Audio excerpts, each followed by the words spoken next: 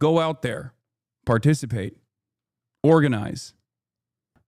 Time to talk about some good things that are happening in the world. The No Kings protests. Okay? No Kings protests.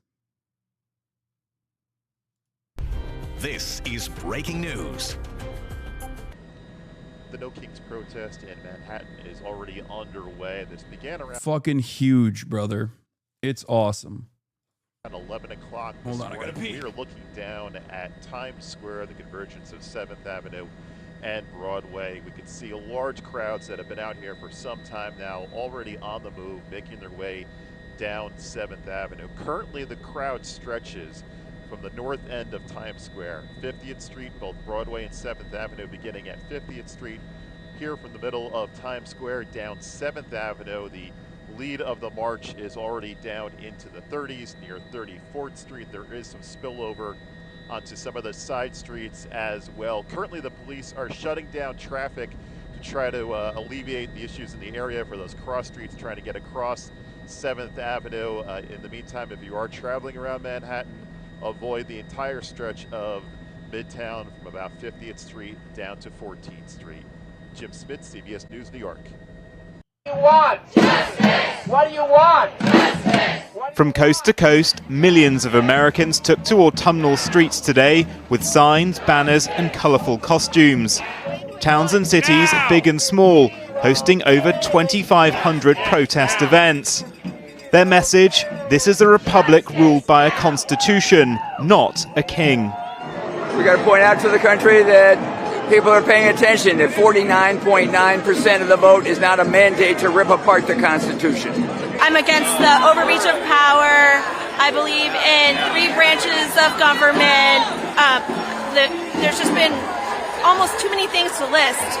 I think that the state of the world that we are in right now is really horrible. I want my rights back. I'm off. I need Trump out of office. And yeah, no kings. That.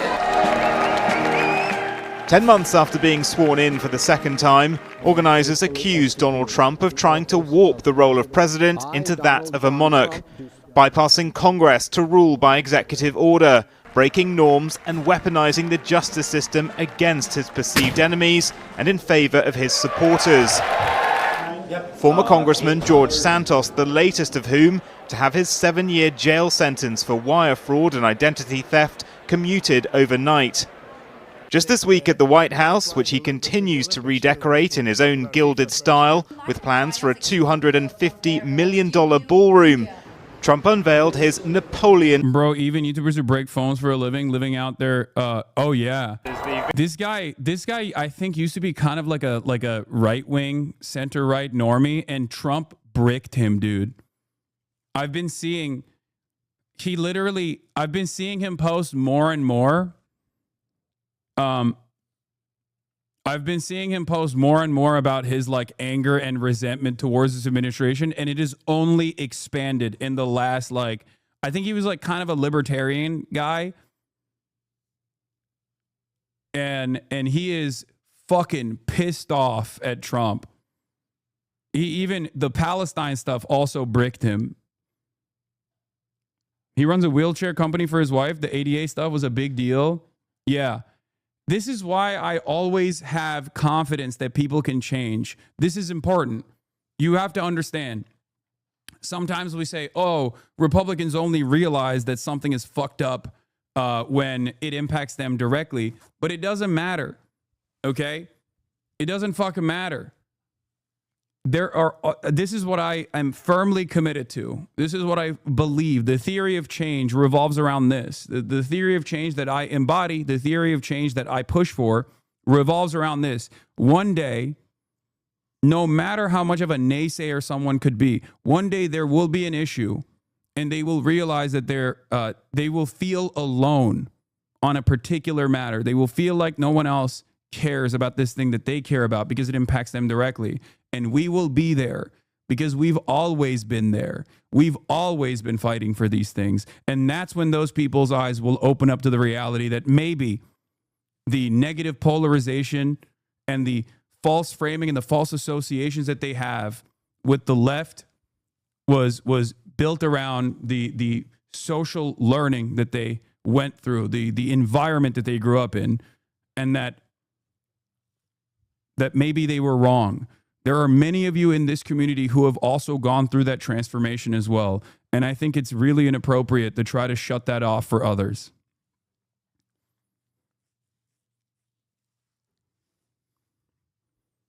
But yes, I will always celebrate people that go through this transformation because it's a wonderful thing.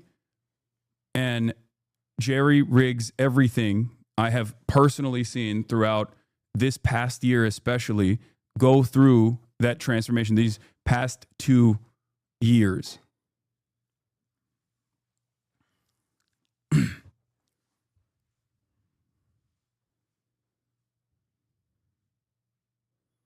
Some people can't put themselves in other people's shoes, and I think it's just a human thing, but once people feel it, they understand it and grow. Yes.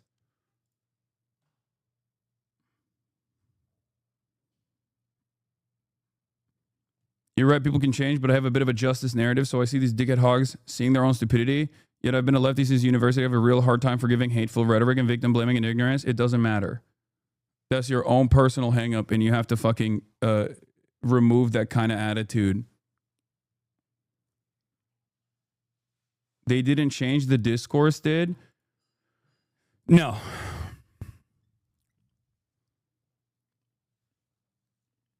$501 sucks ass, though. They don't know how to manage protests at all, and they're total bootlickers. No Kings is cucked. Stop. Don't do that. I have said over and over again, the last time the No Kings protest took place, amidst anti-ICE protests that were being put together by PSL, for example, that ended up becoming having much larger police presence and police enforcement than the 501 No Kings protests. What did I tell you back then? What did I tell you back then? This is not a bad thing, okay? So many of these people recognize exactly what's going on and they're frustrated by it. For 1, 2, 3, or a million different reasons, okay? But what matters is they know what the fuck is up. They recognize what's going on and they're frustrated by it and they want to protest against it. Okay? I'm not going to ever poo-poo a person for taking it to the goddamn streets at a time when our voices have to be heard.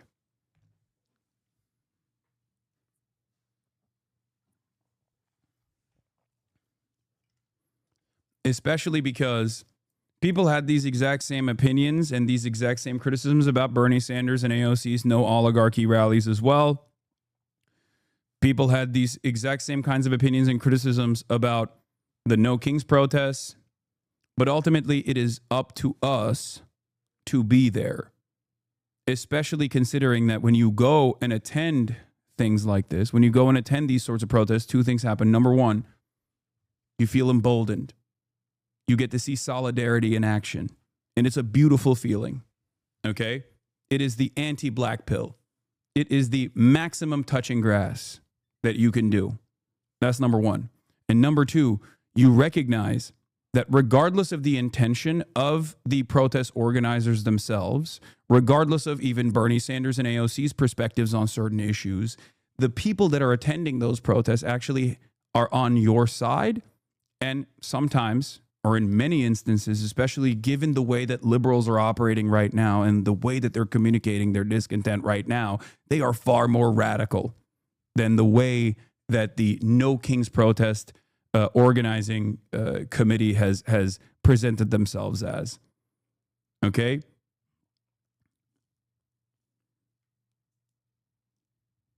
That's it. It's one thing to dive into history books and fantasize about a time when you could have 300,000 socialists, card-carrying party members, trade unionists, communists come together and flood the streets. But unfortunately, you have to look at the situation that is in front of you. Fantasizing about fantasizing about activism of that sort is not going to make it happen. You have to make it happen.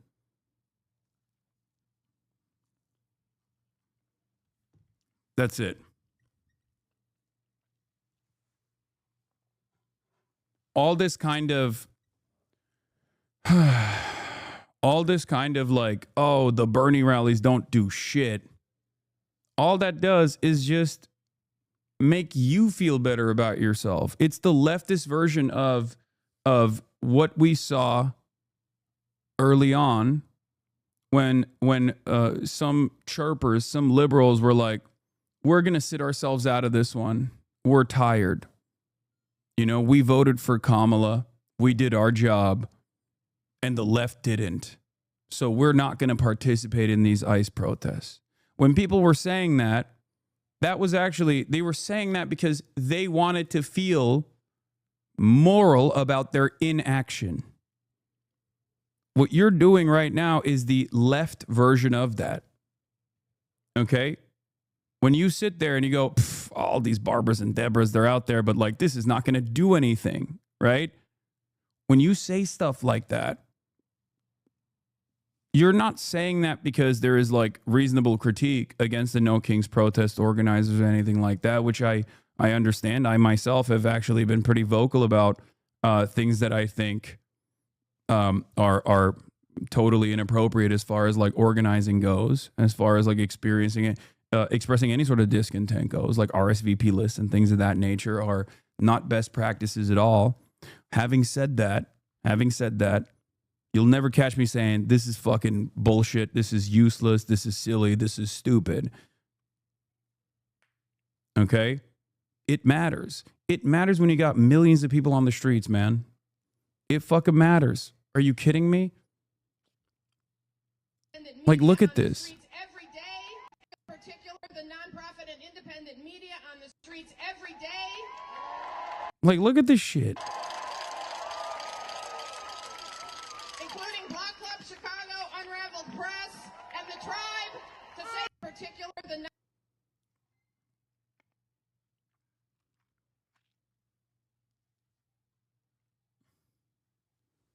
the people are activated. The people are united. They're activated. They're angry. It is important for the existing party apparatus to utilize that anger and to redirect it into a productive, into something more productive. Okay? And if the party won't do it, and it doesn't seem like it will, we will do it. So instead of fucking sitting around and complaining, and being like, oh, it's just the fucking liberals, go out there, participate, organize.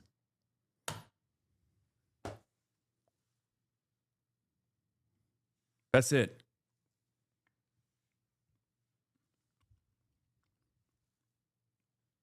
This kind of stuff, this kind of change doesn't happen overnight, doesn't happen magically.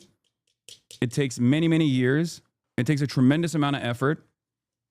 And you never know how far you can move the needle in the moment, in the very moment when you're participating in something like this.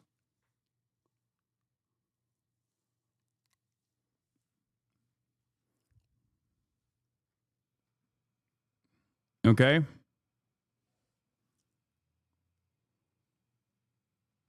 My dad organized a No Kings today in our small, deep red town of Central Florida, had over 2,000 attendees. That's awesome.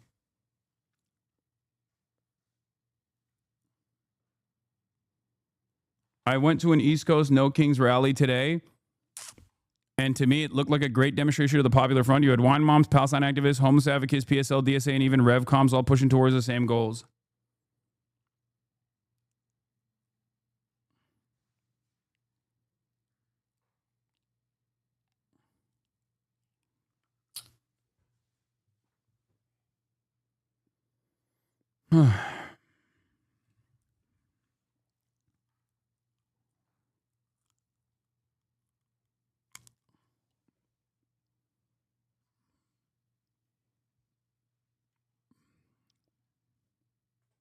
esque proposal to celebrate America's 250th birthday next year with a triumphal arch in Washington, D.C. Already being dubbed the Arc de Trump, Democrats have criticized the plans to build such a monument for America's quincentennial, supposedly a celebration of ditching an authoritarian king. Trump's denied the characterization of his leadership. A king. This is more than a king. You know, I feel like you have to have the memory of a goldfish to think this matters. I've seen this happen constantly, and it never leads to anything.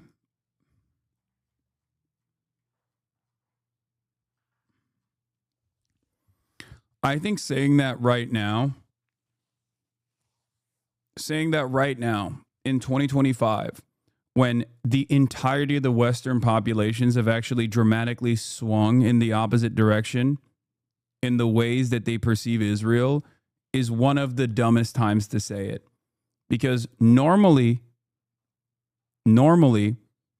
you can craft an elaborate pessimistic narrative like this, because as I've said over and over again, that change takes so much time. Okay? All you can do sometimes is to put the best foot forward, one step in front of the next. But right now, we have seen dramatic shifts in public consciousness take place over the course of years, undermining decades of billion-dollar propaganda, undermining a sophisticated network of influence and mechanisms of control. And protests had a lot to do with that.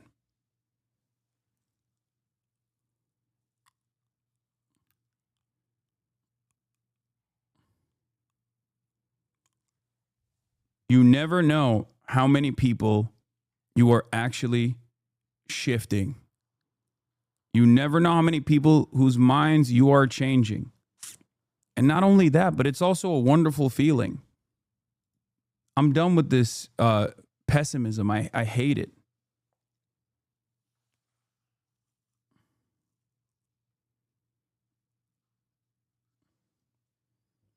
Even if change feels impossible,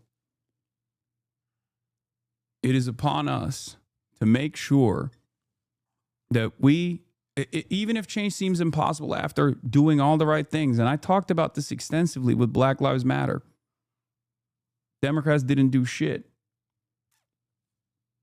Democrats literally did nothing to address police brutality after all of those protests. People not only took it to the streets, but then they also sucked it up and voted for a decrepit old man by the name of Joe Biden, and nothing changed. This created a lot of nihilism for a lot of young people, for a lot of younger millennials and Gen Z. This was their first interaction with unjustifiable hierarchies that they wanted to change. They did everything by the book. They protested and they did their civic duty, and nothing changed. This played a major role in shifting people's consciousness. This played a major role in making people nihilistic. Okay?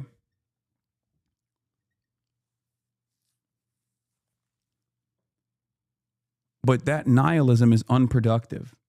That nihilism makes it much easier for fascism to win. And even if it is going to win, inevitably, whether or not it will, and there is no guarantee that it will, you should never obey in advance. You should never concede in advance, and you should do everything you can to fight back against it. That's it.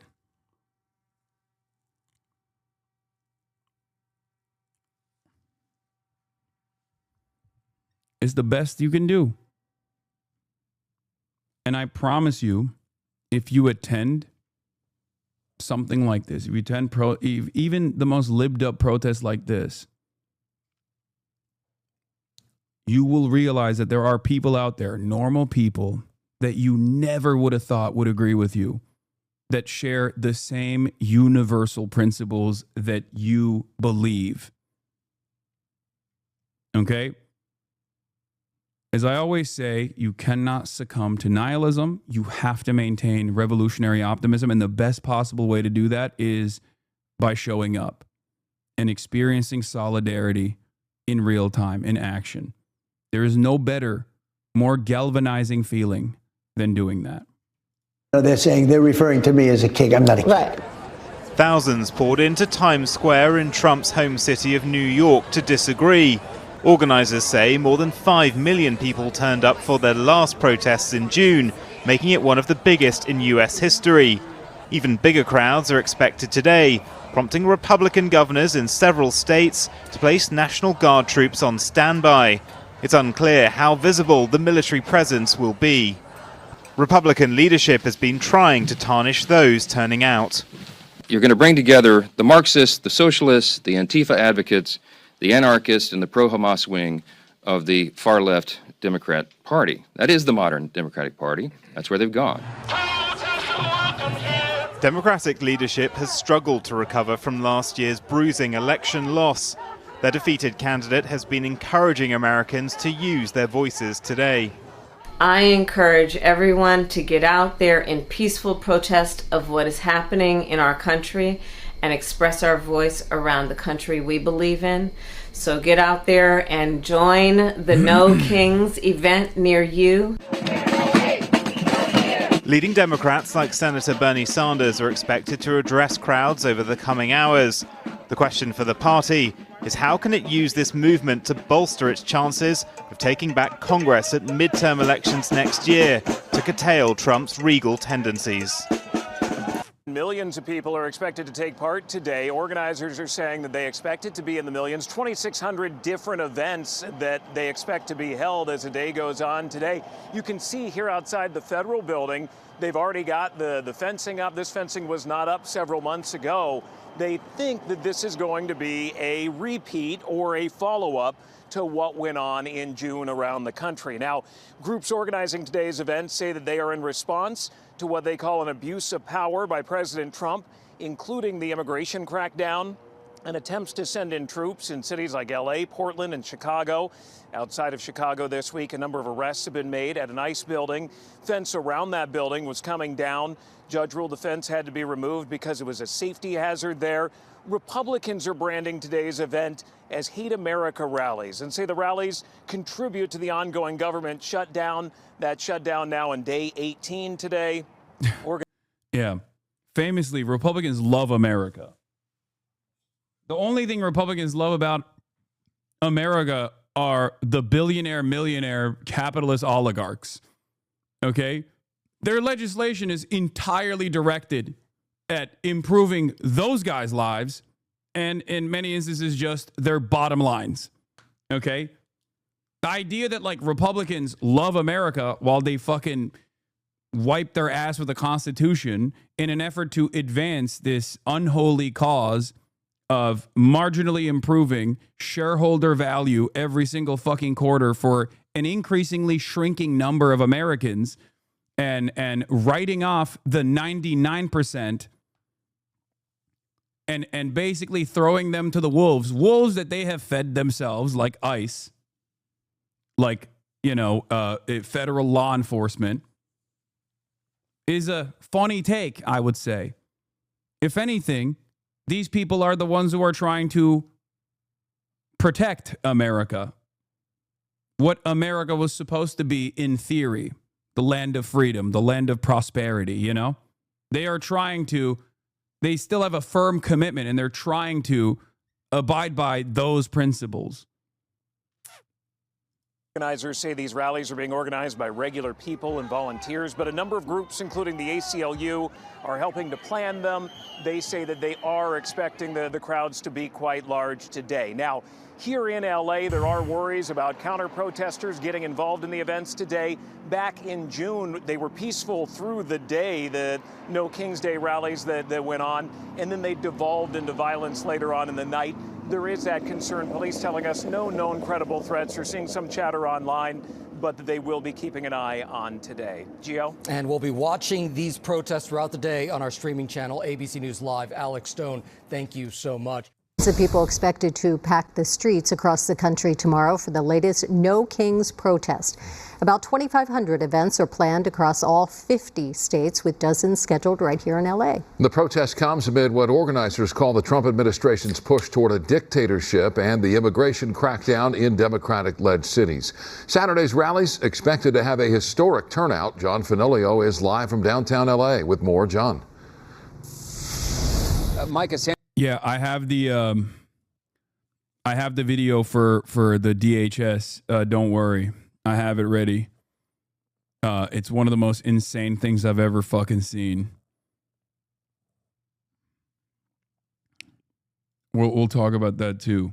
Andrew, that's right. The largest No Kings rally is expected to take place here in front of City Hall tomorrow afternoon. Organizers say it's meant to be a peaceful and principled demonstration in response to what they say are growing threats to democracy by the Trump administration. Why are you guys Critics, doing this to though, me? say the rallies are un-American, even as open. thousands It's are closed. expected to attend.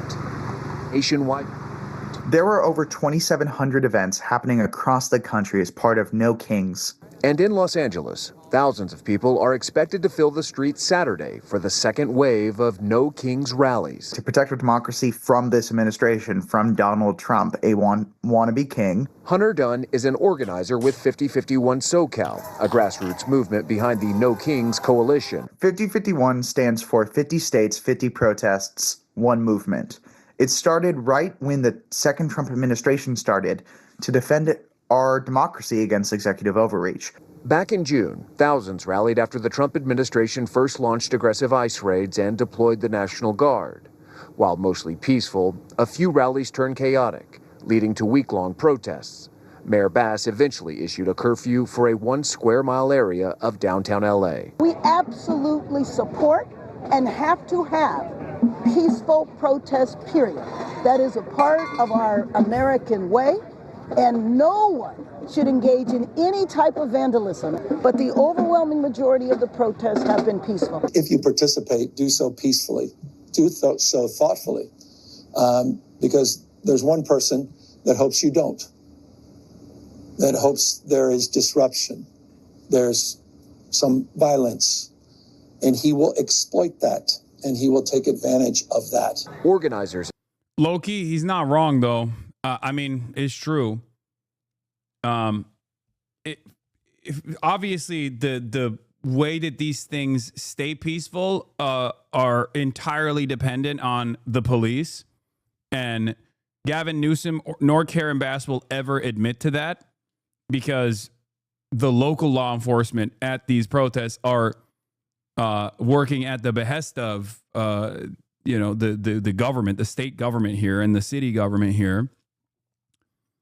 Having said that, however, in spite of the provocations from police, who do have a tendency to escalate, the real fear here is what Trump will do in an effort to light a match and douse this entire thing with gasoline. Because I do suspect that even the National Guard deployments that have been taking place all around the country are specifically done to they're specifically done to try to invoke some kind of response so that they can justify even further military action. One of the things that Donald Trump has done in an effort to, I guess, tamper with the protests that are taking place, I feel like, was the unique timing of the Marine base in California firing artillery over I-5, the interstate freeway. They basically told the state of California that they were going to do a live artillery fire over the interstate that connects San Diego and Los Angeles. That they were going to do this literally only a couple days ago. Okay? It's called the 5, not I-5. chatter. I'm speaking to people that don't just live in California. Insist it's about civic action, not confrontation, despite outside agitators who critics have seized on to denounce all of the demonstrations. We refer to it by its more accurate description, the Hate America rally, okay? And I'm not sure how anybody can refute that. I mean, Donald Trump isn't acting like a king. Oh, hello, Joe Biden. I mean, where have they... Listen, the very fact that there are millions of Barbaras, Deborahs, liberals from all different kinds of backgrounds that are taken to the goddamn streets proves that even the average American that normally has this servile predisposition towards authority and power has realized that this administration is behaving as a king. Trump is unique in the sense that he has actually pushed for the most radical, the logical conclusion of the unitary executive theory, and is behaving like an actual fucking madman, an actual mad king.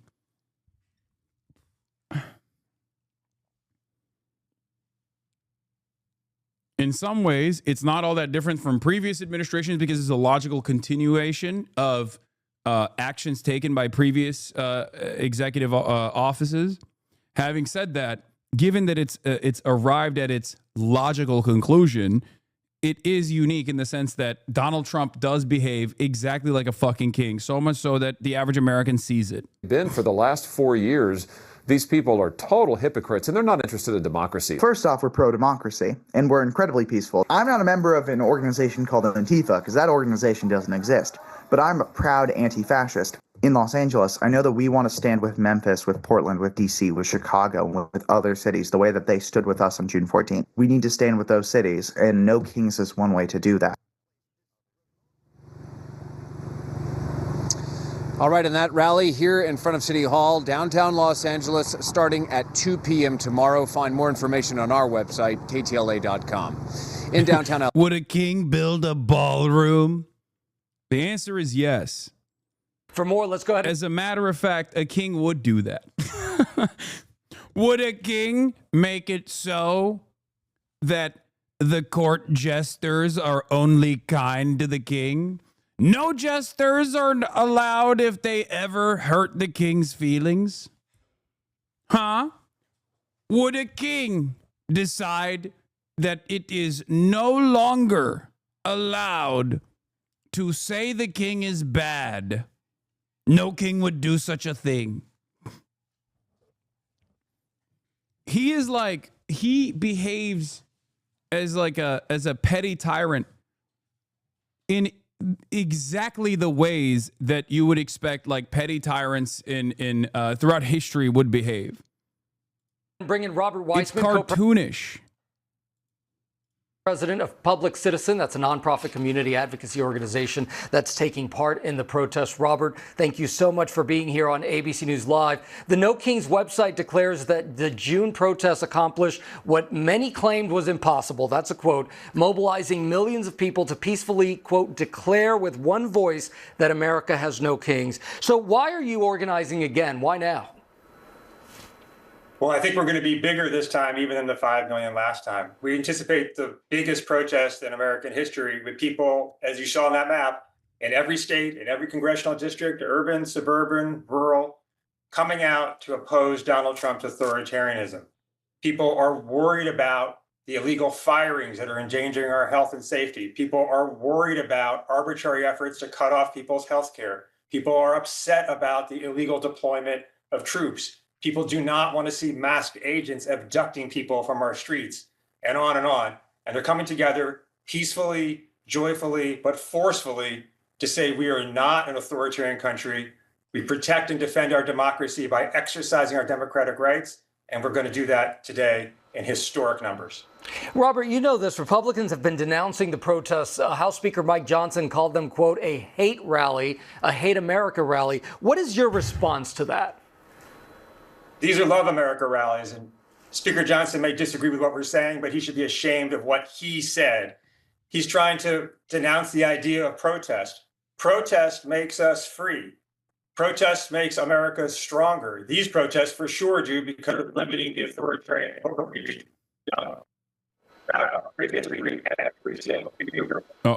Has come from protest, including our independence. So we're tapping into the most American thing today, and Speaker Johnson should know that. All right, Robert Weissman, thank you so much for joining us here. And again, we will. All right, now let's hear what the real Americans are saying about these protests, okay? Prominent Democrats join No Kings protest. Republicans blast Hate America rally.